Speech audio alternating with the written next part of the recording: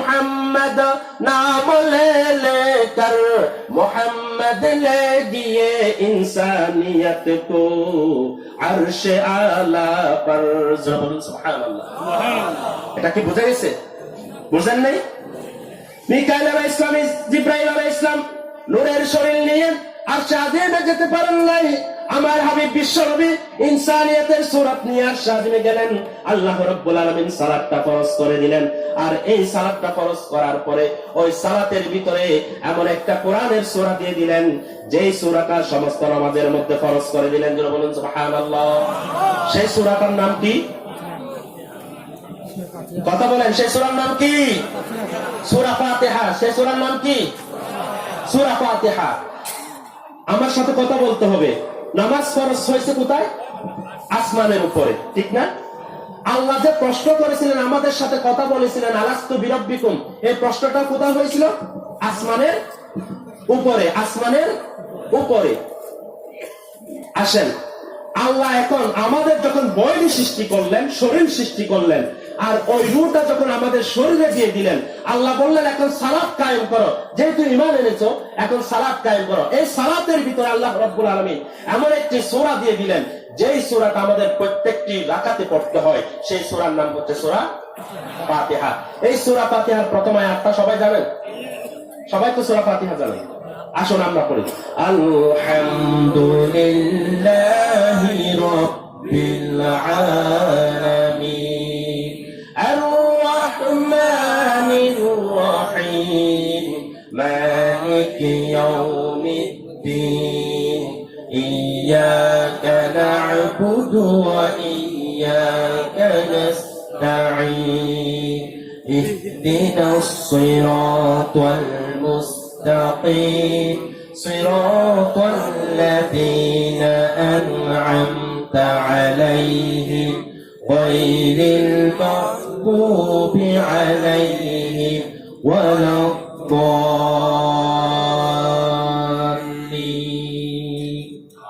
আমিন। সম্মানিত ভাইরা, এখানে প্রথম আয়াতটা হচ্ছে আলহামদুলিল্লাহি রাব্বিল আলামিন। রব দিয়ে আল্লাহর সাথে আমাদের পরিচয় হয়েছিল না? আসমানের উপরে। প্রশ্নটা করেছিলেন রব সংক্রান্ত, কোথায়? আসমানের। নামাজটা ফরজ হয়েছিল কোথায়? আসমানের উপরে। ওই যে রবের একটা কানেকশন আল্লাহ দুনিয়ার বুকে দিয়ে দিয়েছেন। ও আমার বান্দারা, 60 বছর 70 বছর হায়াত তোমাকে দেব, এই হায়াতের ভিতরে সালাতটা তোমাদের জন্য ফরজ করে দিলাম। আর আমার হাবিবের মাধ্যমে তোমাদেরকে বলে দিচ্ছি, লা সালাতা ইল্লা বিফাতিহাতিল কিতাব, সূরা ফাতিহা ছাড়া কোনো নামাজ নাই। কারণ সূরা ফাতিহার ভিতরে আল্লাহ রাব্বুল আলামিন তার সবচেয়ে বড় পরিচয় রব শব্দটা ঢুকিয়ে দিয়েছেন। যারা বলেন সুবহানাল্লাহ। ইয়া বলছেন আলহামদুলিল্লাহি রাব্বিল আলামিন। সালাত যারা পড়েছে মূলত তাদের সাথে কানেকশন রূহের জগতে রবের সাথে হয়ে যাবে। যারা বলেন সুবহানাল্লাহ। যার ভিতরে সালাত নাই, রবের সাথে কানেকশন বিচ্ছিন্ন হয়ে যাবে। যার ভিতরে সালাত আছে, রবের সাথে তার কানেকশন সৃষ্টি হয়ে যাবে। যারা বলেন সুবহানাল্লাহ। এই সূরা ফাতিহা পড়ার মাধ্যমে রবের জিকির শেষ হয় নাই। একজন মানুষ যখন রুকুতে যায়, রুকুতে যাওয়ার পরে সে পড়ে সুবহানা রাব্বিয়াল আযীম। আপনার ভিতরে পড়ে কি পড়ে? সুবহানা রাব্বিয়াল আযীম। এরপরে যখন দাঁড়ায়, এখানে রব আছে না? সুবহানা রাব্বিয়াল আছে কি নাই? এরপর যখন রুকু থেকে দাঁড়ায়, সামি আল্লাহু লিমান হামিদা রব্বানা লাকাল হামদ। এরপরে যখন সিজদায় চলে যায়, তখন একজন বান্দা বলে সুবহানা রাব্বিয়াল আলা। এক রাকাতে অন্তত কমসে কম 8 বার রবের জিকির হয়। সুবহানাল্লাহ বলবেন না? এক রাকাতে 8 বার জিকির হয়। আপনি যদি 5 বার 5 ওয়াক্ত নামাজ পড়েন, এক ওয়াক্ত ফজরের সময় আপনি 4 রাকাত পড়লেন, 4 রাকাত কয়বার? 32 বার, ঠিক না বেটি? এইভাবে যোহরের, আসরের, মাগরিবের কয়বার আপনি আল্লাহর রবের জিকির করতেছেন? সুবহানাল্লাহ। আল্লাহ বললেন, ও আমার বান্দা, যদি সালাতটা ত্যাগ করো, সালাত যদি তোমার জীবন থেকে চলে যায়, তাহলে তোমার জীবনে আমার কোনো অস্তিত্বই নাই। সুবহানাল্লাহ বলবেন না? মান তারাকা সালাতান মুতাআম্মিদান ফাকাদ কাফারা। আল্লাহর হাবিব বলেন, যে ইচ্ছাকৃতভাবে সালাত পরিত্যাগ করলো সে কাফের হয়ে গেল, সে কুফরি করলো। ইন্না লিল্লাহি ওয়া ইন্না ইলাইহি রাজিউন।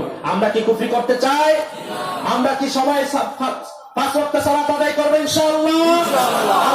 সবাইকে তৌফিক দান করুন, সকল বলি আমিন।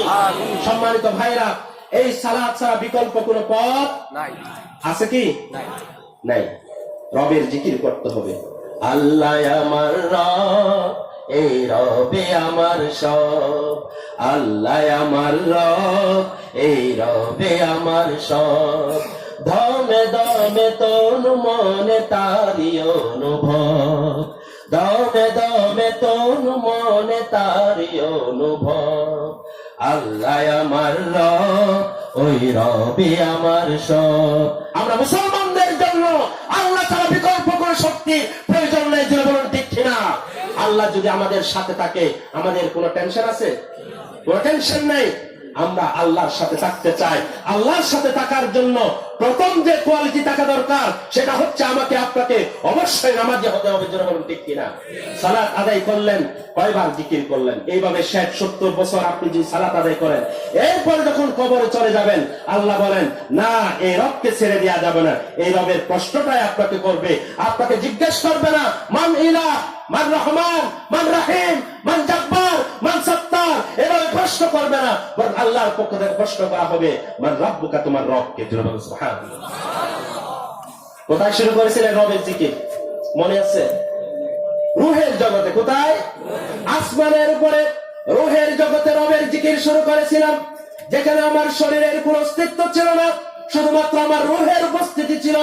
দুনিয়ার বুকে আসার পরে আমি আবার রূহ এবং শরীর একত্রিত হওয়ার পরে এই রবের জিকিরটা আমি নামাজের মাধ্যমে করলাম। এরপরে আমার রূহটা আবার আলাদা হয়ে গেল, আমার শরীর থেকে রূহটা জোড়া হয়ে গেল। এরপরে আল্লাহ রাব্বুল আলামিনের হুকুমে, বিশ্বনবীর তরিকায় আমার কাফন দাফনের ব্যবস্থা হলো। কবরের ভিতরে চলে গেলাম। কবরের ভিতরে যাওয়ার পরে আল্লাহ রাব্বুল আলামিন ফেরেশতার মাধ্যমে সর্বপ্রথম যে প্রশ্নটা করবে, মান রাব্বুকা, তোমার রবকে, যেন বলুন ঠিক কিনা? ও আমার ভাইরা, সুতরাং এই রবকে যদি আপনি ভুলে যান, তাহলে রব আপনাকে ভুলে যাবেন। আল্লাহ রাব্বুল আলামিনের পক্ষ থেকে আমাদের জন্য বড় একজন নিয়ামত হচ্ছে বিশ্বনবী মুহাম্মদ মুস্তাফা সাল্লাল্লাহু আলাইহি ওয়াসাল্লাম। আমি আলোচনা করতেছিলাম আল্লাহর নিয়ামত নিয়ে। 1 নম্বরের নিয়ামত হচ্ছে বিশ্বনবী। বিশ্বনবীর মাধ্যমে আমরা জানতে পারলাম যে আমরা আল্লাহর সাথে কথা বলেছিলাম রব শব্দের মাধ্যমে, যেন বলুন ঠিক কিনা? বিশ্বনবীর মাধ্যমে সালাত পেলাম, যেই সালাতটা দিয়ে আমি কোথায় যাব? কোথায় যাব? জান্নাতে যেতে চাই। আমরা সবাই জান্নাতে যেতে চাই কি চাই না? কে কে যেতে চাই না একটু হাত তুলেন।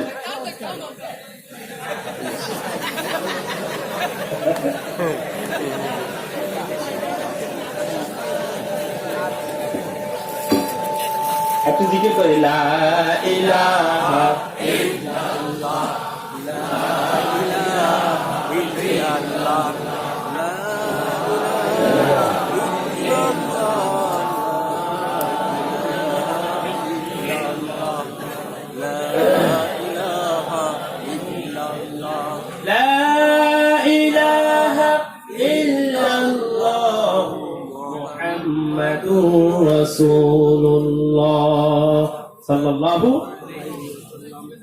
সবাই জান্নাতে যেতে চাই তো? আমরা যেতে চাই। কে কে যেতে চাই একটু হাত তুলেন। আল্লাহ কবুল করে নাও, সকলে বলে আমিন। আল্লাহ যদি আমাদের সবাইকে জান্নাতে দিয়ে দেন, আমাদের পরিবার সুদ্ধ, আল্লাহকে কি কেউ প্রশ্ন করবে? যারা করবে ক্ষমতা আছে কারো? নাই। সুতরাং আল্লাহ চাইলে আমাদেরকে রহম করে সবাইকে জান্নাত দিয়ে দিতে পারেন। আমরা সেটা চাই কি চাই না? আল্লাহ যদি বিচার করেন আমাদের পাপের বিচার, তাহলে কি যাওয়া সম্ভব হবে? সম্মানিত ভাইরা, বলতেছিলাম এই সালাতটা নিয়ে আমরা জান্নাতে যেতে চাই। সবাই চাই তো? তাহলে জান্নাত ঢোকার জন্য যে চাবিটা দরকার, সেই চাবিটার নাম কি? আস-সালাতু মিফতাহুল জান্নাহ, মিফতাহুস সালাত, মিফতাহুল জান্নাতি আস-সালাত।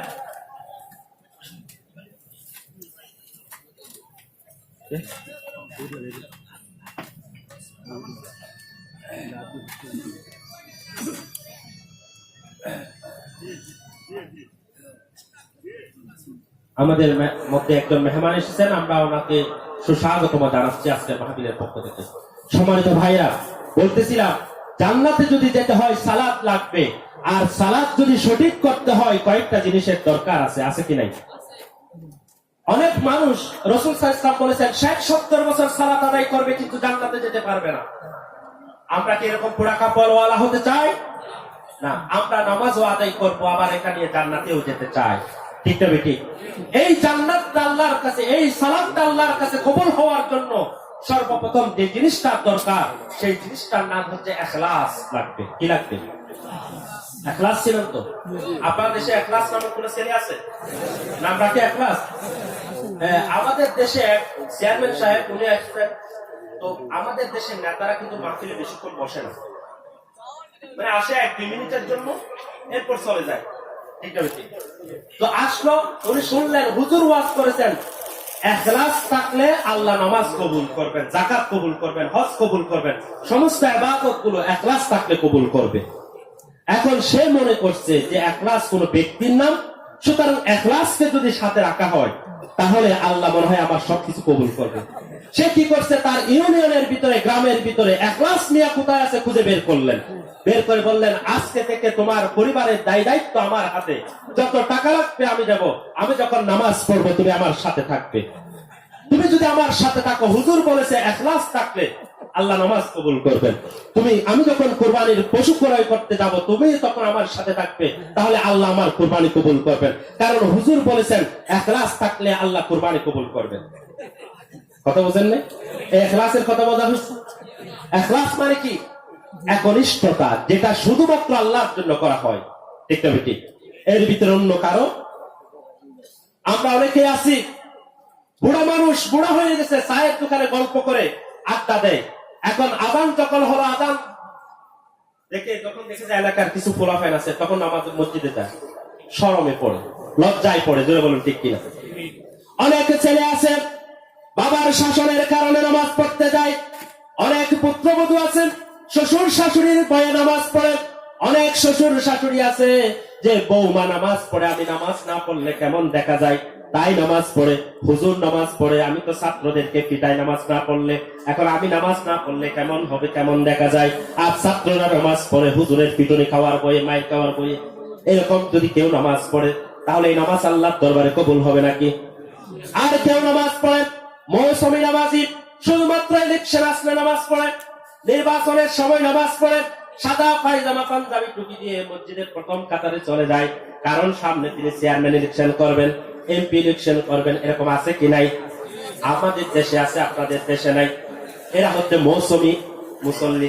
মৌসুমী মুসল্লি বুঝলেন তো? মৌসুমী মুসল্লি, মৌসুমী কোকিল আছে, শুধু বসন্ত কালে এটা ডাক দেয়। আর এরা আছে মৌসুমী মুসল্লি, কিছু আছে বাৎসরিক মুসল্লি, শুধু ঈদের নামাজ পড়ে। আছে কি নাই? আর কেউ আছে সাপ্তাহিক মুসল্লি, তারা শুধু সপ্তাহে জুমার নামাজটা আদায় করে। আর আলহামদুলিল্লাহ অনেক ভাইয়েরা আছেন, বিশেষ করে এখানে যারা এসেছেন, বিশ্বাস করি আমরা সবাই দৈনিক 5 বার আল্লাহর দরবারে হাজিরা দিয়ে দিল। বলুন ঠিক কিনা? আচ্ছা ভাইরা আমার, আল্লাহ আমাদেরকে কয়বার ডাকবেন? ডেলি 5 বার। 5 বার ডাকবেন না? 5 বার ডাকবেন। হাইয়া আলাস সালাহ, হাইয়া আলাল ফালাহ, সালাতের দিকে আসো। এটা মূলত আল্লাহর ডাক। কার ডাক? মুয়াজ্জিনের ডাক নয়, এটা আল্লাহর ডাক। সফলতার দিকে আসো। আচ্ছা, মা এবং বাবা যদি আপনাকে ডাক দেয়, আপনার নাম কি? আব্দুল্লাহ। আব্দুল্লাহ এদিকে আসো। একবার ডাক দিল, আপনি সাড়া দিলেন না। 2 বার ডাক দিল, সাড়া দিলেন না। 3 বারে ডাক দিল, সাড়া দিলেন না।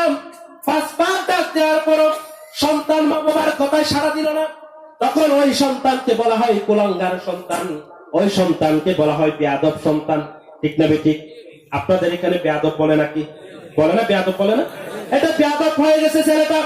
বড়জনের কথা শুনে না, বড়জনের ডাকে সাড়া দেয় না। ও আমার ভাইরা, ও আমার মুসলমান ভাইরা, একটু করে খেয়াল করেন, আল্লাহ রাব্বুল আলামিন দৈনিক 5 বার আপনাকে ডাক দিলেন, ও আমার বান্দা, তুমি ব্যবসা করো, আমার মসজিদে চলে আসো, নামাজ পড়তে চলে আসো। তুমি সফলতার জন্য যে ব্যবসাকে গ্রহণ করেছো, ওই ব্যবসা তোমার আসল সফলতা নয়।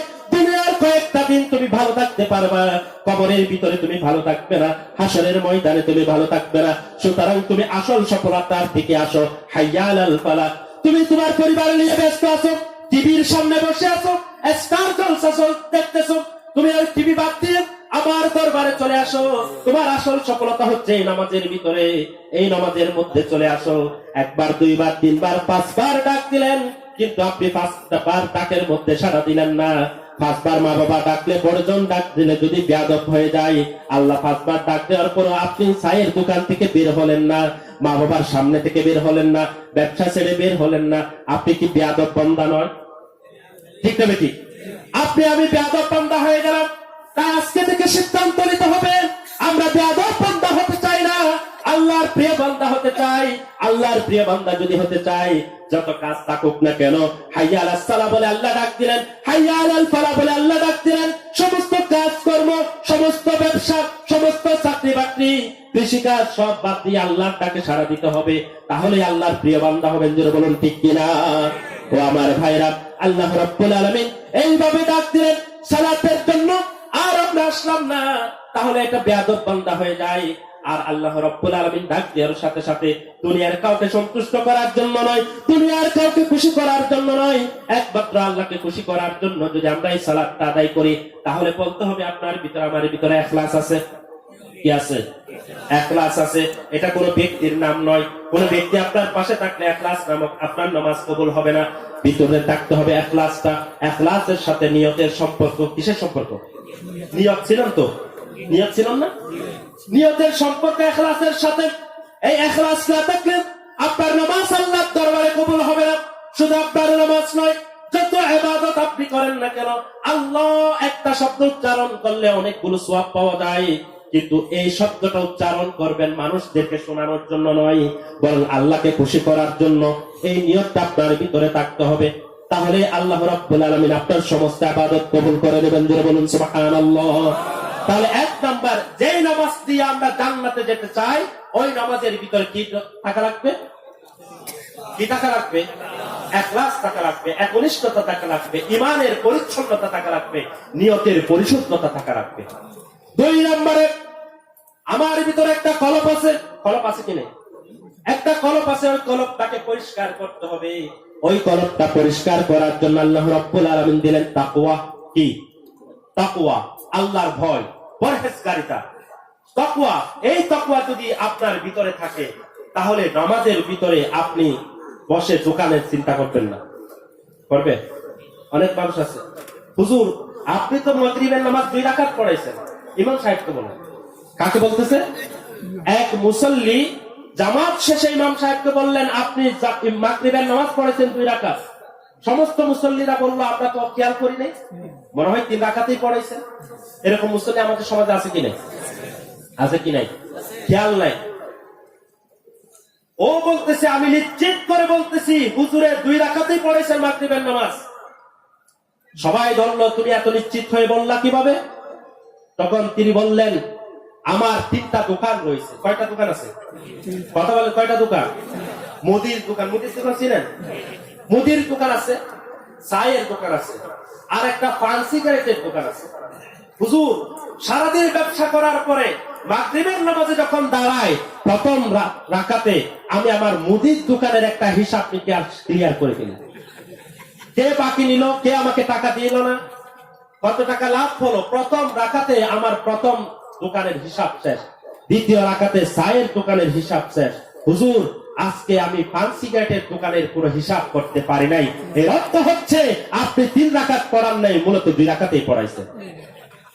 কত বড় মুসল্লি দেখতেন। এই নামাজ কি জান্নাতে নিয়ে যাবে? আল্লাহর ভয় যদি থাকতো তাহলে কি এরকম হতো? এখানে কলবের ভিতরে আপনার এই দোকান ব্যবসা বাণিজ্য কি দাগা দেয়া যাবে? দেয়া যাবে? নামাজের ভিতরে সবসময় কাকে ভয় করতে হবে? আল্লাহকে ভয় করতে হবে। আল্লাহ রাব্বুল আলামিন আপনার কোন ইবাদত কবুল করবে না তাকওয়া যদি না থাকে।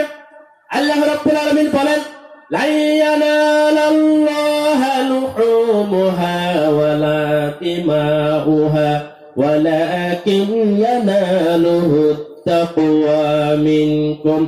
আমার আল্লাহ বলেন, ও দুনিয়ার শিল্পপতিরা, টাকা পয়সাওয়ালা, দৌলতপতিরা, বড় বড় টাকা পয়সার মালিকেরা, শুনে রাখো, তুমি কত বড় গরু কিনেছো কোরবানির জন্য, কত বড় ছাগল কিনেছো, কত বড় পশু কিনেছো, কত গোশত হয়েছে, কত রক্ত ঝরেছে, এটা আমি আল্লাহর দরবারে কবুল হবে না। বরং আমি আল্লাহর দরবারে তোমাদের অন্তরের তাকওয়া আছে কিনা, কলবের ভিতরে, সেই তাকওয়াটাই আমি আল্লাহ কবুল করব। জোরে বলুন সুবহানাল্লাহ। তাকওয়া হচ্ছে আল্লাহকে ভয় করে চলা। আমি যে ইবাদত করতেছি আল্লাহর ভয় করতেছি। জোরে বলুন ঠিক কিনা? কাকে ভয় করে করতেছি? জাহান্নামের আগুন থেকে বাঁচার জন্য, জান্নাতে যাওয়ার জন্য। আল্লাহ রাব্বুল আলামিন যে জবাবদিহিতা নেবেন, হাসরের ময়দানে যে প্রশ্নগুলো করবেন, ওই প্রশ্নের আসামির কাজ করে আমি যেন আসামি হয়ে শাস্তি প্রাপ্ত হয়ে না যাই, এই ভয়টা অন্তরের ভিতর রেখে যদি আপনি সালাত আদায় করেন, কলবের ভিতরে সমস্ত আমলগুলো করার সময় অবশ্যই কলবের ভিতরে তাকওয়াকে জায়গা দিতে হবে। জোরে বলুন ঠিক কিনা? এই তাকওয়া আপনার অন্তরের ভিতরে যদি থাকে, তাহলে আল্লাহ রাব্বুল আলামিন আপনার কুরবানি কবুল করবেন, আপনার সালাত কবুল করবেন। এই তাকওয়ার সাথে কলবের সম্পর্ক। ও আমার ভাইরা, নিয়তকে পরিষ্কার করার জন্য ইখলাস দরকার, আর কলবকে পরিষ্কার করার জন্য তাকওয়া দরকার। ঠিক কিনা? কথা বোঝা যায়? আমি বলতে চাচ্ছি, আপনার নামাজ আপনাকে কখন জান্নাতে নিয়ে যাবে, এই জিনিসগুলো রাখবে। 3 নম্বরে, আপনার কোরআন সহিহ হতে হবে। কোরআন তেলাওয়াত করেন কিন্তু সহিহ নাই, এমন মানুষের সংখ্যা আমাদের সমাজে কম না বেশি? বেশি না কম? বেশি। তাহলে কোরআন যদি সহিহ না হয়, তার নামাজ আল্লাহর দরবারে কবুল হবে? হবে না। এই কোরআন সহিহ হতে হবে, এই কোরআনে আপনাকে জান্নাতে নিয়ে যাবে।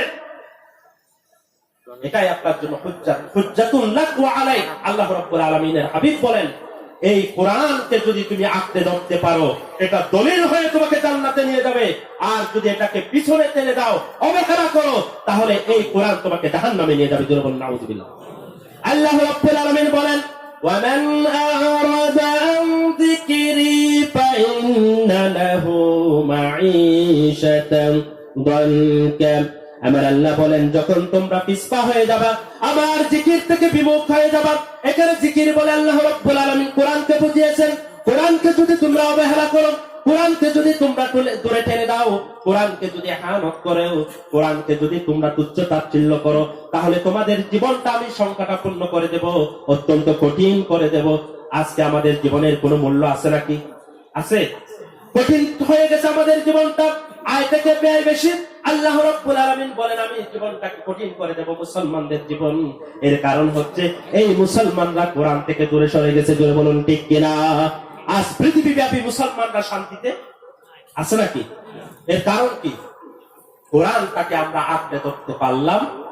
আমরা মনে করি কোরআনের চেয়ে একটা ভালো উপন্যাস পড়লে মনে হয় আমার মর্যাদা বেড়ে যাবে। অঙ্ক পড়ি, ইংরেজি পড়ি, সায়েন্সের সাবজেক্ট পড়ি, এগুলোর পিছনে আমরা হাজার হাজার টাকা ব্যয় করি, কিন্তু কোরআন শেখার জন্য 1000 টাকা 500 টাকা ব্যয় করি। হুজুরে যদি বলে, হুজুর বললো 500 টাকা দেওয়া লাগবে, 1000 টাকা দেওয়া লাগবে, সপ্তাহে 6 দিন ক্লাস করাবেন, কোরআন পড়াবেন, হুজুর এত টাকা লাগে। আবার যিনি ইঞ্জিনিয়ারিং পড়ে, সায়েন্সের সাবজেক্ট পড়ে, অঙ্ক ইংলিশ পড়ে, ওই হুজুরকে, ওই টিচারকে কিন্তু 3000 টাকা দিয়ে দেয়, 2000 টাকা দিয়ে দেয়। আপনাদের দেশে আছে এরকম? হ্যাঁ, এটা দেওয়ার সময় তার মনের মধ্যে কোনো প্রশ্ন জাগে না, তাও সপ্তাহে 3 দিন 4 দিন পড়াবে। ঠিক না বেটি? আর হুজুর যদি বলে সপ্তাহে 6 দিন পড়াবে, তখন ওই ক্লায়েন্ট জিজ্ঞেস করে, হুজুর আরেকটা দিন কোথায় যাবেন? সপ্তাহে 7 দিন পড়াতে হবে, টাকা দেবো 500, পড়াতে পারলে পারেন, আর না হয় আরেকজন হুজুর দেবেন। আছে কি নাই? কপাল পোড়া। এগুলো কি কপাল পোড়া? মুসলমানরা যদি কোরআনকে ইহানত করে, এই মুসলমানরা যদি কোরআনের মর্যাদা দিতে না জানে, তাহলে পৃথিবীর বুকে অশান্তি ছাড়া মুসলমানদের জীবনে আর কিছুই জুটবে না। যদি বলুন ঠিক কিনা? আমরা যদি সম্মান ফিরে পেতে চাই, এই কোরআনকে আমাদের সম্মান দিতে হবে। ঠিক না বেটি? কোরআনকে সম্মান দিতে হবে। কোরআন ওয়ালা যারা আছে তাদেরকে সম্মান দিতে হবে। আপনি কি জানেন, এই কোরআন এমন একটি সম্পদ, এই কোরআন যার সাথে লাগে তার মর্যাদা বেড়ে যায়। ঠিক না বেটি? ঠিক না? যেমন আমরা যদি বলি, প্রশ্ন করি আপনাদেরকে, আল্লাহ রাব্বুল আলামিন যে 12টি মাস দিয়েছেন, মুহররম, সফর, রবিউল আউয়াল, এই 12 মাসের মধ্যে সবচেয়ে উত্তম মাস কোনটা? মাহে রমজান। কি? মাহে রমজানে 1 রাকাত নামাজ পড়লে 70 রাকাতের অধিক সওয়াব পেয়ে যাবেন। একবার জিকির করলে 70 বার জিকিরের সওয়াব পেয়ে যাবেন। 1 টাকা দান করলে 70 টাকা, 700 টাকা, তার চেয়ে অধিক টাকা দান করার সওয়াব পেয়ে যাবেন। ও আমার ভাইরা, মুহররম মাসের যে মর্যাদা নাই, সফর মাসের যে মর্যাদা নাই, রবিউল আউয়াল, রবিউল সানির যে মর্যাদা নাই, আল্লাহ রাব্বুল আলামিন মাহে রমজানের মর্যাদা এত গুণ বাড়িয়ে দিল কেন? 1 একটা ইবাদত করলে এত শতগুণ কেন বৃদ্ধি হয়ে যায়? এর কারণটা যদি আপনি প্রশ্ন করেন, আল্লাহ রাব্বুল আলামিন কোরআনের উত্তর দিয়ে দিচ্ছেন। আল্লাহ বলেন, শাহরু রমাদান আল্লাযী উনজিলা ফীহিল কুরআন। তোমরা কি জানো মাহে রমজানের মর্যাদা বেড়ে যাওয়ার কারণ কি? এই মাহে রমজানের ভিতরে আমি কোরআন নাজিল করেছি। জোরে বলুন সুবহানাল্লাহ। এই কোরআন নাজিল করার কারণে মুহররম মাসের মর্যাদা, সফরের মর্যাদা, রবিউল আউয়ালের মর্যাদা, যে রবিউল আউয়াল মাসে বিশ্ব নবী আগমন করেছেন, ওই মাহে রবিউল আউয়ালের চেয়েও মাহে রমজানের মর্যাদা আল্লাহ বাড়িয়ে দিয়েছেন। জোরে বলুন ঠিক কিনা? জোরে বলুন না ঠিক কিনা? মাহে রমজানের মর্যাদা বেড়ে গেল। আল্লাহ রাব্বুল আলামিন এই মাহে রমজানের ভিতরে একটা রাতকে বাছাই করেছেন। ওই একটা রাতে কেউ যদি ইবাদত করে তাহলে 1000 মাস ইবাদত করার সওয়াব পেয়ে যাবেন। 1000 মাসের চেয়ে উত্তম একটি রাত আছে, সেই রাতের নাম কি? কথা বলেন না, সেই রাতের নাম কি? আরো আসতে বলেন, লাইলাতুল কদর। লাইলাতুল কদর। আল্লাহর হাবিব বলেন, কেউ যদি যথাযথভাবে লাইলাতুল কদরের একটা রাত কাটাতে পারে তাহলে 1000 মাস ইবাদত করলে যে সওয়াব হয়ে যেত, সমস্ত সওয়াব আল্লাহ আপনার আমার আমলনামায় লিখে দিবেন। জোরে বলুন সুবহানাল্লাহ। বিশ্বনবী সাহাবাদেরকে নিয়ে বসে আছেন। রাসূলুল্লাহ সাল্লাল্লাহু আলাইহি ওয়াসাল্লামকে এক সাহাবা প্রশ্ন করলেন, ইয়া রাসূলুল্লাহ, ইয়া হাবিবাল্লাহ, অন্যান্য নবীর উম্মতেরা 1000 বছর বয়স পায়, শত শত বছর তাদের হায়াত ছিল, 300 বছর, 400 বছর, 500 বছর, 900 বছর তারা দুনিয়ায় বেঁচে থাকতেন। তাদের ইবাদতও বেশি হয়। তাদের ইবাদত কি হয়? বেশি হয়। ইয়া রাসূলুল্লাহ, আমাদের হায়াত তো 70 বছর, 80 বছর, 90 বছর, 100 বছরের উপরে তেমন কোনো বয়স নাই, তাহলে আমাদের ইবাদত তো কম হয়ে যাবে কিয়ামতের ময়দানে। বিশ্বনবী চোখটা বন্ধ করলেন, মাথাটা নিচুর দিকে করলেন, একটু পরে মাথাটা তুললেন, মুস্কি মুস্কি হেসে তিনি চোখটা করলেন, আর দুনিয়ার মানুষদেরকে জানিয়ে দিলেন, সাহাবাদেরকে জানিয়ে দিলেন, ও আমার সাহাবারা, ও আমার সাহাবারা, শুনে রাখুন, আল্লাহ রাব্বুল আলামিন এমন একটি রাত দিয়েছেন, যে রাতের মর্যাদা হচ্ছে এমন যে ওই রাতে যদি তুমি ইবাদত করতে পারো তাহলে 1000 মাস ইবাদত করার সওয়াব তুমি পেয়ে যাবা। তুমি যদি 20টা লাইলাতুল কদর পাও, 30টা লাইলাতুল কদর পাও, তাহলে 30,000 বছরের চেয়ে, 30,000 মাসের চেয়ে অধিক সওয়াব পাবো কি পাবো না? আল্লাহর কথার উপর বিশ্বাস নেই? আছে নাকি? সাহাবারা খুশি হয়ে গেলেন, সুবহানাল্লাহ। আমাদের হায়াত কম, কিন্তু ইবাদতের মূল্য আল্লাহর কাছে আখলিস দীনাকা ইয়াকফিকা আমালুল কালিল। আমার বান্দারা, রাসূল সাল্লাল্লাহু আলাইহি ওয়াসাল্লাম বলেন, হে আমার উম্মতেরা, দিনকে খাঁটি করো, অল্প আমলেই যথেষ্ট হয়ে যাবে। আল্লাহ রাব্বুল আলামিন বিশ্বনবীকে এমন নিয়ামত দিয়েছেন, আমাদের জন্য বিশ্বনবী এমন নিয়ামত, তিনি যা নিয়ে এসেছেন তা বহুগুণ বৃদ্ধি করে দিয়েছেন। সুবহানাল্লাহ। একটি রাত ইবাদত করবেন কষ্ট করে, 1000 মাস ইবাদত করার সওয়াব পেয়ে যাবেন। এখন অন্যান্য নবীর উম্মতের ইবাদতের সংখ্যা বেশি হবে নাকি আমাদের ইবাদতের সংখ্যা বেশি হবে? হায়াত বেশি না কম? আমাদের হায়াত কম, ইবাদতের পরিমাণ বেশি হয়ে যাবে কিয়ামতের ময়দানে। বিশ্বনবীকে আর চোখ লজ্জা করতে হবে না, আমরাও আর কি চোখ লজ্জা করে মাথা নিচু করতে হবে না। কিয়ামতের ময়দানে আমরা সবার চেয়ে উপরে থাকবো ইনশাআল্লাহ। সম্মানিত ভাইরা, লাইলাতুল কদরের এত মর্যাদা বাড়লো কেন? 1000 মাসের চেয়ে উত্তম মর্যাদা বাড়লো কেন? আল্লাহ নিজেই লাইলাতুল কদরের সূরা কদরের প্রথম আয়াতের সাথ করেন, ইন্না আনজালনাহু ফি লাইলাতিল কদর, কারণ লাইলাতুল কদরে আমি কোরআন নাজিল করেছি। জোরে বলুন না সুবহানাল্লাহ। 12টি মাসের মধ্যে একটা মাসের মর্যাদা বাড়িয়ে দিলেন। একটা কাজ করলে 70 গুণ বেশি, 700 গুণ বেশি। আবার একটা রাতের মর্যাদা বাড়িয়ে দিলেন। একটা রাত ইবাদত করলে 1000 মাস ইবাদত করার চেয়েও বেশি হয়ে যায়। ও আমার ভাইরা, এর কারণ হচ্ছে ওই রাতের সাথে কোরআন ছিল। জোরে বলুন ঠিক কিনা? কোরআন অবতীর্ণ হওয়ার কারণে লাইলাতুল কদরের মর্যাদা বেড়ে গেল। 12টি মাসের মধ্যে একটা মাসের মর্যাদা বেড়ে গেল। ও আমার ভাইরা, দুনিয়ার বুকে লক্ষ লক্ষ নবী আল্লাহ রাব্বুল আলামিন প্রেরণ করেছেন। সবচেয়ে বড় নবী, সবচেয়ে তাজদার মদিনা, আখিরি জামানার পয়গম্বর মুহাম্মদ সাল্লাল্লাহু আলাইহি ওয়াসাল্লাম হচ্ছেন সবচেয়ে বড় নবী, সাইয়্যিদুল মুরসালিন, খাতিমুন নবীন। জোরে বলুন ঠিক কিনা? এর চেয়ে বড় নবী আর আছে নাকি?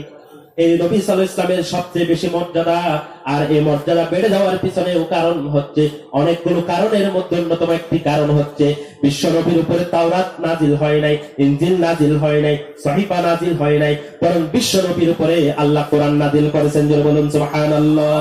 আল্লাহ রাব্বুল আলামিন বলেন, তাবারাকাল্লাযী নাযালাল ফুরকানা আলা আবদিহি লিয়াকুনা লিল আলামিনা নাযীরা। আমার আল্লাহ রাব্বুল আলামিন বলেন, পবিত্রতম সেই সত্তা যিনি তার বান্দার উপর ফুরকান নাজিল করলেন, কোরআন নাজিল করলেন, আর এই কোরআন নাজিল করার কারণে তিনি সারা বিশ্ববাসীর জন্য নাজির হয়ে গেলেন। অন্যরা সবাই বিশ্ববাসীর জন্য ছিল না, অঞ্চলের জন্য ছিল। ওই যে প্রথমে বলছিলাম, নবীরা ছিল অঞ্চল ভিত্তিক, এলাকা ভিত্তিক, গোষ্ঠী ভিত্তিক, কম ভিত্তিক, আদ জাতির জন্য, সামুদ জাতির জন্য এরকম নবী ছিলেন। কিন্তু বিশ্ব নবীকে আল্লাহ বলেন, লিয়াকুনা লিল আলামিনা নাযীরা, আমি আপনাকে সারা বিশ্বের জন্য নাযীর বানিয়ে দিয়েছি। অর্থাৎ আপনি সমস্ত মানুষকে জাহান্নামের আগুনের ভয় দেখাবেন, তাদেরকে দূরে রাখার জন্য আপনি তাদেরকে সতর্ক বাণী শোনাবেন। জোরে বলুন সুবহানাল্লাহ। আলামিন, আল্লাহ নিজেই রব্বুল আলামিন, আলহামদুলিল্লাহি রাব্বিল আলামিন। আল্লাহ নিজেই সমস্ত জগতের রব। আর আল্লাহ বলেন নবীর ক্ষেত্রে, ওয়ামা আরসালনাকা ইল্লা রাহমাতাল লিল আলামিন। নবী হে, আমি আপনাকে সারা বিশ্ব জগতের জন্য রহমত করে প্রেরণ করলাম। জোরে বলুন সুবহানাল্লাহ। তাহলে তিনি কোন অঞ্চলের নবী নয়, তিনি কোন গোষ্ঠীর নবী নয়। তিনি যেমন বাঙালি জাতির নবী, তিনি যেমন ইংরেজি জাতির নবী, আরব জাতির নবী, চায়নাদের নবী, কোরিয়ানদের নবী। জোরে বলুন ঠিক কিনা? পৃথিবীর যেখানে মানুষের অস্তিত্ব, সমস্ত মানুষের জন্য আল্লাহ রাব্বুল আলামিন একজনের নবী প্রেরণ করলেন, তিনি হচ্ছেন বিশ্ব নবী মুহাম্মদ মুস্তাফা সাল্লাল্লাহু আলাইহি ওয়াসাল্লাম। जहां तक है रबूबियत खुदा की, जहां तक है रबूबियत खुदा की, वहां तक है नबूवत मुस्तफा की। सुबहानाल्लाह। যত জগতের জন্য রব আমার আল্লাহ। শায়ের বলতেছে, পাহাড়ের মধ্যে রবুবিয়ত আছে কি নাই? আল্লাহ রবুবিয়ত আছে না পাহাড়ে? জঙ্গলে আছে কি নাই? পাশে গাছে, পানির নিচেও আল্লাহর রবুবিয়ত চলে কি চলে না? অর্থাৎ আল্লাহর হুকুম ক্ষমতা চলে কি চলে না? শায়ের বলতেছেন, কুরআন বলতেছে, হাদিস বলতেছে, যেখানে আল্লাহর রবুবিয়ত চলে সেখানে আমি হাবিব বিশ্বনবী মুহাম্মদ মুস্তাফা সাল্লাল্লাহু আলাইহি ওয়াসাল্লামের নবুয়তের পাওয়ার চলে। যারা বলেন সুবহানাল্লাহ, সুবহানাল্লাহ। ওয়াহা তাকহে নবুয়ত মুস্তাফা কি। আর কোন নবীর দরকার আছে? দরকার আছে? আর কোন নবীর দরকার নাই। যে নবী এসেছেন এত পাওয়ারফুল নবী, যে নবীর আবেদন কিয়ামত পর্যন্ত থাকবে, কিয়ামতের পরেও থাকবে কি থাকবে না? কবরের ভিতরে আছে না নবী? নবীর নাম উত্তর, ওয়ামান নবিয়ুকা বললে আপনারা কি উত্তর দিবেন? ইব্রাহিম আলাইহিস সালাম, নূহ আলাইহিস সালাম, নবী মুহাম্মদ সাল্লাল্লাহু। শুধু তাই নয়, কিয়ামতের ময়দানে সমস্ত মানুষগুলো জোটবদ্ধ হয়ে আদম আলাইহিস সালামের কাছে যাবেন। বুখারী শরীফের হাদিস, আদম আলাইহিস সালামের কাছে যাওয়ার পরে প্রশ্ন করবেন, তোমরা কেন এসেছো? তখন আদম আলাইহিস সালামকে তারা বলবেন, বিচার ফায়সালার কাজ শুরু করে দিতে বলেন। মাথার উপরে টকটকে সূর্য, ঘামের মধ্যে আমরা 7 রাত কাটছি, আমরা আর সহ্য করতে পারছি না কিয়ামতের এই ভয়াবহতা। সুতরাং আপনি আমাদেরকে আমাদের রবের কাছে গিয়ে এই ফরিয়াদ করুন, এই সুপারিশ করুন, যাতে তাড়াতাড়ি বিচার ফায়সালা হয়ে জান্নাত জাহান্নামের ফায়সালা হয়ে যায়। আদম আলাইহিস সালাম বলবেন, আদম আলাইহিস সালাম কি বলবেন? আমি এই বিষয়ে কোনো ক্ষমতা রাখি না। আজকে কিয়ামতের এই ভয়াবহ সময়ে আমি কোনো কথা বলতে পারবো। কারণ কি? কারণ আল্লাহ রাব্বুল আলামিন আমাকে যখন প্রথম সৃষ্টি করলেন, জান্নাতের ভিতরে দিয়ে দিলেন, তখন আল্লাহ রাব্বুল আলামিন আমাকে বলেছেন, ওয়ালা তাকরাবা হাদিহিশ শাজারাতা ফাতাকুনা মিনাজ জালিমিন। আদম ও হাওয়া, তোমরা যদি ওই গাছের নিকটবর্তী হও তাহলে তোমরা জাহেলদের অন্তর্ভুক্ত হয়ে যাবে। আমি এই নির্দেশনা, আল্লাহর এই নির্দেশনা আমি মানতে পারি নাই। সুতরাং আল্লাহ আজকে আমার সাথে কি আচরণ করবে আমি জানি না। সবাই নূহ আলাইহিস সালামের কাছে চলে যাবে, নূহ আলাইহিস সালাম বলবে আমি আজকে কোনো কথা বলতে পারবো না। ঈসা আলাইহিস সালামের কাছে চলে যাবে, মুসা আলাইহিস সালামের কাছে চলে যাবে। এরপর সর্বশেষ বিশ্বনবীর কাছে যাওয়ার পরে বিশ্বনবী বলবেন, যে এই বিষয়ে সুপারিশ করার ক্ষমতা একমাত্র আমি মোহাম্মদ ইসলাম রাখি। বলুন সুবহানাল্লাহ। কথা কি বোঝা যায়? হাশরের ময়দানে কি মুহাম্মদ সাল্লাল্লাহু আলাইহি সাল্লাম কে লাগবে কি লাগবে না? সম্মানিত ভাইরা আমার, ওই বিশ্বনবীর মর্যাদা আরশে আজিম পর্যন্ত বাড়িয়ে দিলেন আল্লাহ রাব্বুল আলামিন। এর কারণ হচ্ছে আল্লাহ বলেন, তাবারাকাল্লাযী নাযালাল ফুরকানা আলা আবদিহি লিয়াকুনা লিল আলামিনা নাযীরা। আমি আল্লাহ রাব্বুল আলামিন নাযীর করে প্রেরণ করলাম, আর ওই হাবিবের উপরে আমি অবশ্যই কোরআন নাযিল করেছি। জোরে বলুন সুবহানাল্লাহ। কি নাযিল করলেন? তাহলে বিশ্বনবীর মর্যাদা অনেক কারণে বেড়েছে, তার মধ্যে অন্যতম আরেকটি কারণ কি? কোরআন। আরেকটি কারণ কি? তাহলে 12 মাসের মধ্যে একটা মাসের মর্যাদা বাড়ালো কোরআন, হাজার হাজার রাতের ভিতরে একটা রাতের মর্যাদা বাড়ালো কোরআন, লক্ষ লক্ষ নবীর ভিতরে একজন নবীর মর্যাদাকে আল্লাহ রাব্বুল আলামিন আকাশচুম্বী করে দিয়েছেন। সেটাও কিসের কারণে? কোরআনের কারণে। জোরে বলুন ঠিক কিনা? শুধু তাই নয়, আমার হাবিব বিশ্বনবী মুহাম্মদ সাল্লাল্লাহু আলাইহি ওয়াসাল্লাম ইরশাদ করেন, তোমার পাশে যে কওমি মাদ্রাসা আছে, দেওবন্দ মাদ্রাসা আছে, নুরানি মাদ্রাসা আছে, ওই মাদ্রাসার ছাত্র আর শিক্ষার্থীরা, ওই মাদ্রাসার শিক্ষকরা পৃথিবীর শ্রেষ্ঠ মানুষ। জোরে বলুন সুবহানাল্লাহ। কারণ কি? খায়রুকুম মান তাআল্লামাল কুরআন ওয়া আল্লামাহু। যে কোরআন শিক্ষা দেয়, কোরআন শিক্ষা করে, তারাই হচ্ছে পৃথিবীর সর্বশ্রেষ্ঠ মানুষ। জোরে বলুন সুবহানাল্লাহ।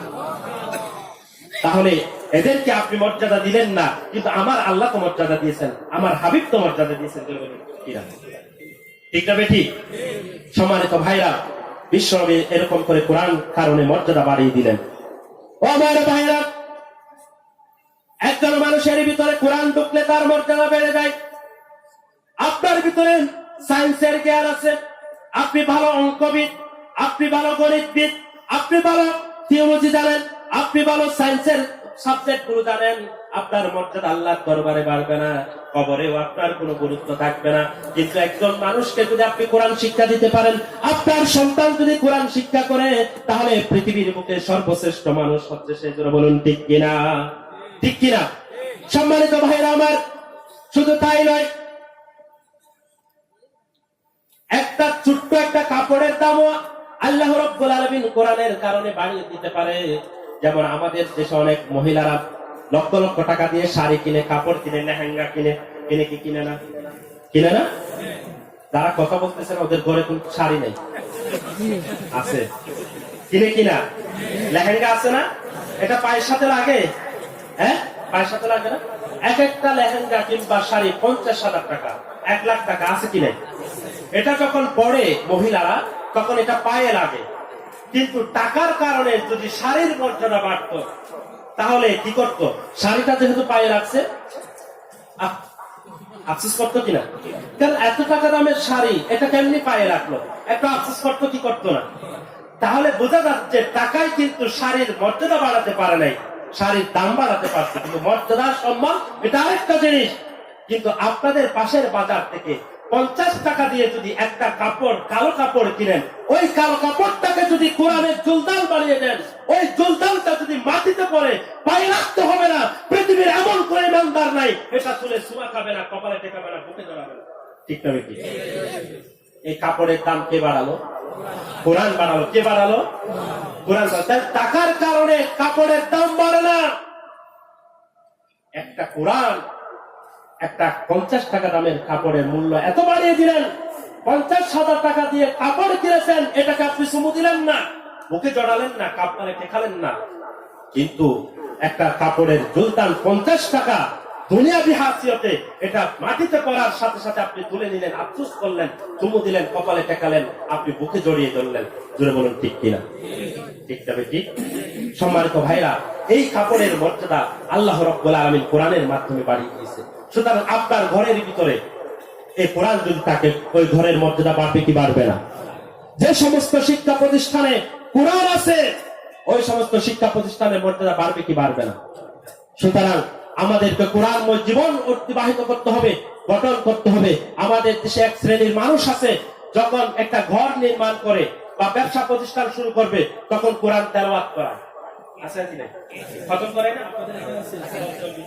খতম করা, খতম শেষ, হুজুর 500 টাকা করে দিয়ে দিলেন, হুজুরও চলে গেলেন। এরপরে ঘরের বড় মেয়ে, নাম হচ্ছে টুম্পা, বললেন বাবা মা রিমোটটা কই, একটু দাও। হিন্দি সিরিয়াল শুরু করেছে, চলতেছে না আজকাল। নাই আপনাদের দেশে নাই, আছে নাকি? কোরআন তেলাওয়াতের মাধ্যমে ব্যবসা প্রতিষ্ঠান চালু করার পরে সেখানে কোরআন বিরোধী কাজ হবে, আপনি কোরআনের সাথে বেয়াদবি করেছেন, জোরে বলুন ঠিক কিনা?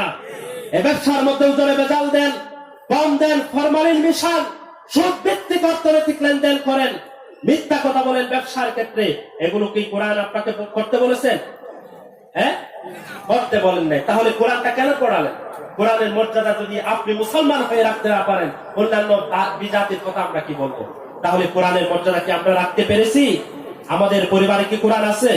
কোরআন মানে কি? কোরআনের মাসার মধ্যে আছে, কোরআন আপনার থাকের মধ্যে আছে, কিন্তু আমাদের আমলের মধ্যে কোরআন নাই। কোরআন কি এসেছে শুধুমাত্র তেলাওয়াত করার জন্য? শুধু কিছু উদ্বোধন করার জন্য? মাঝে মাঝে তেলাওয়াত করার জন্য কি কোরআন আছে? কোরআন তো তেলাওয়াত করবেন, সাথে সাথে কোরআন কি বলেছে? মিথ্যা কথা বলিও না। আমরা হুজুর কোথায়? হুজুর তখন কলকাতায়, হুজুর তখন বলে মুম্বাই, কি বলে? বলে না? আপনার দেশে আছে না? এই গাড়ি করে আসতেছে এদিক থেকে, বলতেছে আমি পূর্ব দিক থেকে আসতেছি, আর যাচ্ছে পশ্চিম দিকে। কোনে বলে কি বলে না? আপনার দেশে বলে না মনে? তাহলে এটাকে, এই মোবাইলটাকে আমি বলি মিথ্যা বলার যন্ত্র। মানে এই মোবাইল আসার পরে মিথ্যা কথার পরিমাণটা অনেক বেড়ে গেছে, অনেক পরিমাণ বেড়ে গেছে। সত্য না মিথ্যা? এই যে মিথ্যা নিষেধ করেছে কোরআন, এই কোরআন পাঠানোর উদ্দেশ্য হচ্ছে আপনি মিথ্যাকে পরিহার করবেন, সুদকে পরিহার করবেন, ঘুষকে পরিহার করবেন, যারা ব্যভিচার ব্যবস্থা থেকে নিজেদেরকে আত্মরক্ষা করবেন, কোরআনময় জীবন করবেন, কোরআন পড়বেন, পড়াবেন, শিক্ষা দিবেন, সমাজ গঠন করবেন, পরিবার গঠন করবেন। আল্লাহ রাব্বুল আলামিন কোরআনের অধীনে আমাদের জীবনটাকে পরিবর্তন করার তৌফিক দান করুক। সকলে বলি আমিন।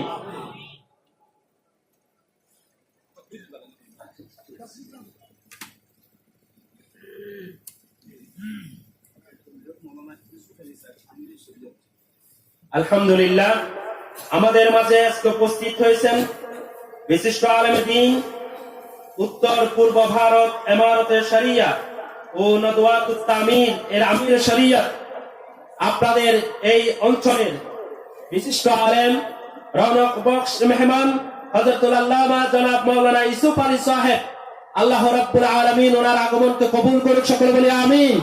আজকের মাহফিলের পক্ষ থেকে ওনাকে আমরা সাদর সম্ভাষণ জানাচ্ছি।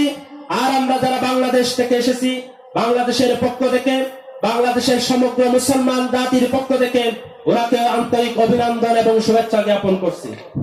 নারায়ে তাকবীর, নারায়ে তাকবীর। দ্বীন ইসলাম, দ্বীন ইসলাম। প্রধান অতিথি আমির শরীয়ত ইউসুফ আলী সাহেব, নারায়ে তাকবীর, নারায়ে তাকবীর। হযরত মৌলানা ইউসুফ আলী সাহেব, আমির শরীয়ত উত্তর পূর্ব ভারত, নারায়ে তাকবীর, নারায়ে তাকবীর। হযরত মৌলানা আহমদুর রহমান আল আজাদ সাহেব, নারায়ে তাকবীর। হযরত মৌলানা ইউসুফ আলী সাহেব, নারায়ে তাকবীর। আমির শরীয়ত উত্তর পূর্ব ভারত হযরত মৌলানা ইউসুফ আলী সাহেব, মৌলানা আব্দুল বাসির সাহেব, নারায়ে তাকবীর, নারায়ে তাকবীর। আব্দুল বাসির সাহেবজাদা টান্টু, নারায়ে তাকবীর। হযরত মৌলানা সাফওয়ান বিন হারুন আল আজহারি সাহেব, নারায়ে তাকবীর। আলহামদুলিল্লাহ, আমাদের মাঝে আমির শরীয়ত উপস্থিত হয়েছেন। মুরব্বীকে বসিয়ে রেখে দীর্ঘক্ষণ কথা বলা এটা শানের খেলাফ হবে। আমি আমার আলোচনা শেষ করতে চাই। আমাদের মাঝে আরেকজন মেহমান এসেছেন, একজন সাহেব জাদা আব্দুল বসির সাহেব, ওনাকে অভিনন্দন জানাচ্ছি। আমাদের আমিরের শরীয়তকেও বাংলাদেশের পক্ষ থেকে, সমগ্র মুসলিম মিল্লাতের পক্ষ থেকে অভিনন্দন, আন্তরিক শুভেচ্ছা জ্ঞাপন করছি। সম্মানিত উপস্থিতি, যেটা বোঝাতে চেয়েছিলাম, আমি হুজুরের অনুমতি নিয়ে 2-3 মিনিট কথা বলে আমার আলোচনা শেষ করতে চাই। যে নামাজ আমাদেরকে জান্নাতে নিয়ে যাবে, এটাই কথা বলতেছিলাম। 1 নম্বরে কি, নিয়তকে পরিশুদ্ধ করার জন্য কি লাগবে? ইখলাস লাগবে। কলবকে পরিশুদ্ধ করার জন্য তাকওয়া লাগবে। এগুলো বিস্তারিত আমরা আলোচনা করেছি। 3 নম্বরে নামাজকে পরিশুদ্ধ করার জন্য কি লাগবে? সহিহ কোরআন তেলাওয়াত লাগবে। কোরআনের মর্যাদা সম্পর্কে আমরা কথা বলেছি। কোরআন মাহে রমজানের মর্যাদা বাড়িয়ে দিয়েছে। কোরআন লাইলাতুল কদরের মর্যাদা বাড়ালো। কোরআন বিশ্বনবী মুহাম্মদ সাল্লাল্লাহু আলাইহি ওয়াসাল্লামের শান মানকে বাড়ালো। এই কোরআন একজন আলেম ওলামার মর্যাদা বাড়ালো। খায়রুকুম মান তাআল্লামাল কোরআন ওয়া আল্লামাহু। আর সাথে সাথে এই কোরআন একটা কাপড়ের মর্যাদাও বাড়িয়ে দিতে পারে। আপনাদের দেশে রিয়াল আছে? কোরআন যে তাকে কাটে, আচ্ছা এই কাঠের সাথে আমাদের পা লাগতেছে না এখন, কিন্তু আমরা কি সালাম করি? দামি দামি সোফা সেট আমাদের দেশে আছে, কিন্তু এটা পায়ের সাথে লাগলেও আমরা তেমন একটা সম্মান করি না। কয়েকশো টাকা খরচ করে একটা রিয়াল বানালাম একই কাঠ দিয়ে, একই গাছের কাঠ, কিছু কাঠ দিয়ে আমরা ফার্নিচার তৈরি করলাম, আর ছোট্ট একটা কাঠ দিয়ে কোরআনের রেহাল বানালাম। কোনটাকে আপনি সম্মান বেশি করবেন? তাহলে কি টাকা এখানে আপনার মান মর্যাদার ব্যবধান করে? না, বরঞ্চ আপনার আমার কাঠের কাপড়ের মানুষের মাসের কিংবা দিনের মর্যাদা বাড়াতে পারে আল কোরআন। এই আল কোরআন যদি সহিহ শুদ্ধভাবে তেলাওয়াত করা হয়, তাহলে ওই তেলাওয়াতের মাধ্যমে যে কোরআন, যে নামাজ আপনি আদায় করবেন, এই নামাজ আপনাকে জান্নাত পর্যন্ত পৌঁছে দিবে। বলুন না সুবহানাল্লাহ। 4 নম্বরে এই সালাতের মধ্যে আপনার যে জিনিসটা লাগবে সেটা হচ্ছে কোরআন, যে সালাতের হুকুম আহকাম গুলো রয়েছে, বিধিবিধান গুলো রয়েছে, এগুলো আমাকে আপনাকে জানতে হবে, সঠিকভাবে এই বিধিবিধান গুলো আমাদেরকে পালন করতে হবে। 5 নম্বর হচ্ছে ইত্তেবায়ে রাসূল, রাসূল সাল্লাল্লাহু আলাইহি ওয়াসাল্লামের অনুকরণে সালাত আদায় করতে হবে। সাল্লু কামা রাআইতুমুনি উসাল্লি, রাসূল সাল্লাল্লাহু আলাইহি ওয়াসাল্লাম পড়েছেন একভাবে, আপনি পড়তেছেন আরেকভাবে, এভাবে নামাজ পড়লে কি নামাজ হবে? এই নামাজকে আপনাকে জান্নাতে দিতে পারবে? সুতরাং এই 5টি কথা কি মনে থাকবে? ইনশাআল্লাহ। যে সালাত আমাদেরকে জান্নাতে নিতে পারে, ওই সালাতের ভিতরে 5টা জিনিস লাগবে। কয়টা জিনিস? 5টা। 1 নম্বরে ইখলাস লাগবে, যেটাকে নিয়তকে পরিশুদ্ধ করবে। 2 নম্বরে তাকওয়া লাগবে, আল্লাহর ভয় লাগবে, পরহেজগারিতা লাগবে, যেটা আমার কলবকে পরিশুদ্ধ করবে। 3 নম্বরে আপনার কোরআনকে সহিহ করতে হবে। 4 নম্বরে আমাদের হুকুম আহকাম গুলো জানতে হবে, সে অনুযায়ী আপনাকে সালাত আদায় করতে হবে, রুকু সিজদা গুলো ঠিক মতো দিতে হবে। এগুলো হচ্ছে হুকুম আহকাম, বিধান। এখন এমন সিজদা দি মুরগি দেখলাম ধান খায়, চাল খায়, সেরকম আছে কি নাই? এই ধরনের সালাত আদায় করলে রাসূল সাল্লাল্লাহু আলাইহি ওয়াসাল্লাম বলে 60 বছর সালাত আদায় করার পর ওর নামাজ আল্লাহর দরবারে কবুল হবে না, বরং কিয়ামতের ময়দানে গাদা আর খচ্চরের সুরতে ওই মুসল্লিকে আল্লাহ হাসরের ময়দানে তুলবেন। নাউযু বিল্লাহি মিন যালিক। সুতরাং আমরা কি গাদা খচ্চর হতে চাই? না, বরং আমরা সঠিক সুন্দর রূপ নিয়ে আল্লাহর দরবারে উপস্থিত হতে চাই। এই জন্য হুকুম আহকাম গুলো ঠিক রাখতে হবে। 5 নম্বরে ইত্তেবায়ে রাসূল, রাসূল সাল্লাল্লাহু আলাইহি ওয়াসাল্লামের অনুকরণে নামাজ আদায় করতে হবে। তিনি যেভাবে পড়েছেন, যেভাবে বলেছেন, সেভাবে আমাদেরকে সালাত আদায় করতে হবে।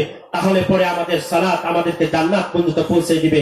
সম্মানিত উপস্থিতি, আল্লাহ রাব্বুল আলামিন আমাদের আজকের এই আলোচনা থেকে ফায়দা হাসিল করার তৌফিক দান করুন, সকলে বলে আমিন। আমাদের এই আলোচনাকে কবুল আর মঞ্জুর করুন, সকলে বলে আমিন। আমাদের আমলে জিন্দেগিতে পরিণত করার তৌফিক দান করুন, সকলে বলে আমিন। আজকের মাহফিলকে কবুল আর মঞ্জুর করুন, সকলে বলে আমিন। যারা কথা বলেছেন এতক্ষণ, আর যারা সামনে কথা বলবেন, আল্লাহ রাব্বুল আলামিন সবাইকে কবুল করুন। আজকের মাহফিলে যারা উপস্থিত হয়েছেন, হাজার হাজার এই জনতাকে আল্লাহ রাব্বুল আলামিন সমস্ত গুনাহ খাতা মাফ করে দিয়ে জান্নাতে যাওয়ার তৌফিক দান করুন, সকলে বলি আমিন। এই মাহফিলকে এই এলাকার জন্য হেদায়েতের আলোক পত্রিকা হিসেবে কবুল করুন, আমিন। আমি আপনাদের কাছে দোয়া চাই, আপনারাও আমার জন্য, আমি আপনাদের জন্য দোয়া করব, আমার জন্য আপনারা দোয়া করবেন। দীর্ঘ সফরের পরে আসলে শরীরের কন্ডিশন তেমন ভালো না, ঠান্ডা এবং বিভিন্ন কষ্টের কারণ হয়তো 2-1 দিন গেলে, আজকে এখানে এসে পৌঁছেছি, 2-1 দিন গেলে হয়তো বা এখানে আবহাওয়ার সাথে অ্যাডজাস্ট হয়ে যাবে। দোয়া করবেন আল্লাহ রাব্বুল আলামিন যেন দ্বীনের